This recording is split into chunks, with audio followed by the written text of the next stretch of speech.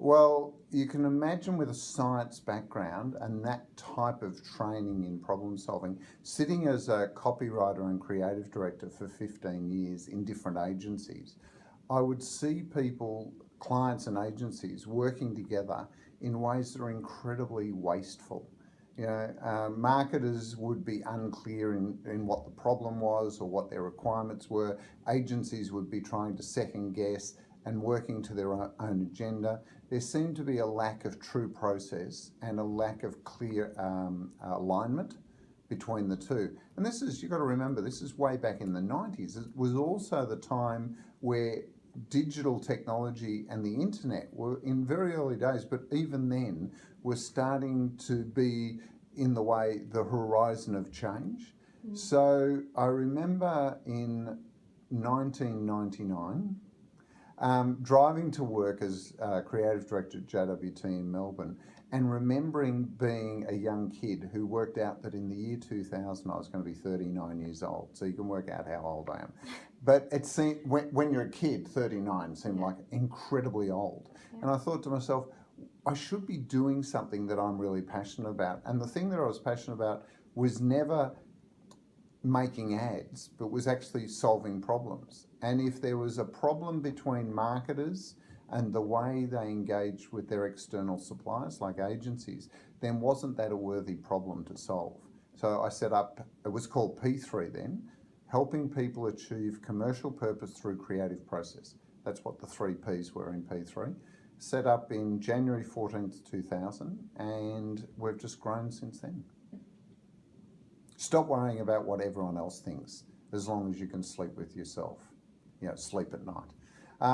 Because I think for a long time, I would, and especially when I was in the employment market, not being your own boss, you were always worried about what your, whether people liked you or not.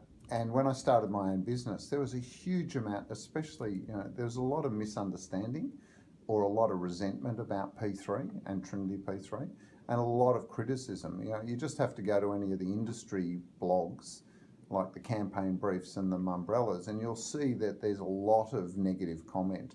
But you have to overcome that, because as long as you believe and can justify or accept in your mind that to do what you need to do and want to do is going to create people that love you and people that hate you.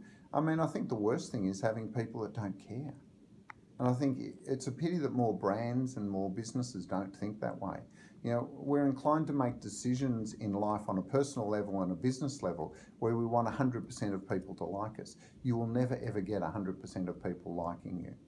And if you do, it's usually because you're bland. I would rather be in a situation where 50% of people are passionately supporting me and 50% of people passionately hate me, because at least they're passionate about it. But if 5% said, oh, yeah, he's okay, and 5% said, oh, we don't like him, and 90% don't care, then you've got no impact whatsoever. All of the big trends are being driven by technology. But the main trend is really the focus on consumer and customer, because ultimately the only way to drive a relationship is to actually understand the people that you're having that relationship with. And never before have we had the technology that allows us on a mass scale to be able to learn a lot about individuals.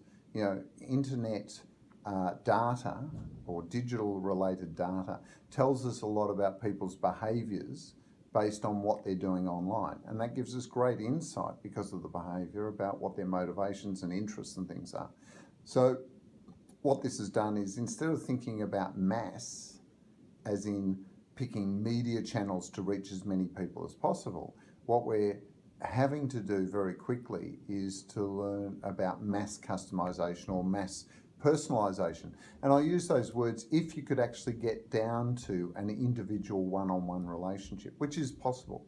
But even short of that, along the road from going from mass communications as it was originally defined to that point of personalization, there is big opportunities of using data to understand collections of people. So instead of having to worry about all grocery buyers 18 plus, which is a mass market, you can start getting into smaller sections within that and communicate specifically to them in a way that's much more engaging and involving for them as customers.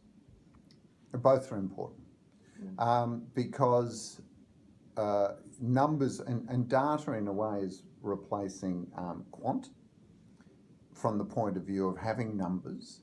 But in actual fact, numbers alone will only tell you the quantity of people. You always need qual to actually explore the underlying motivations. And so the two have to be used together. You know, it's like people that say, well, we've got all this data, why do we need to do research anymore? Data will allow you, if you analyse it, to make a hypothesis. This is going back to my science training. You can look at the numbers and the behaviours of people and make a hypothesis about what the underlying motivation is. You still have to, at some point, get out there and test the hypothesis, either by actually testing the marketplace, by actually doing something, or by using research to test the hypothesis. And so both are important. The danger for the market research industry is being an industry, they end up being at the foible of their clients. And bad research is where you end up providing a service that simply is designed to justify a client's hypothesis. I mean, if you've got a hypothesis, this is one of the things I love about the scientific method. The hypothesis is to be tested, and you may get a positive, negative, or neutral outcome. And it doesn't matter which one, because emotionally, two of them will give you insight. A positive and negative will give you an insight. A neutral outcome gives you nothing, because you can't tell whether it was positive or negative. And research should be done the same way. Research should be undertaken to either prove or disprove the hypothesis, and then learn from that outcome and then put it back, because that's good research. Good research is not there to justify a decision or justify a hypothesis or justify a position, but it's used to actually test to make sure that you have the right hypothesis so you can make the right decision.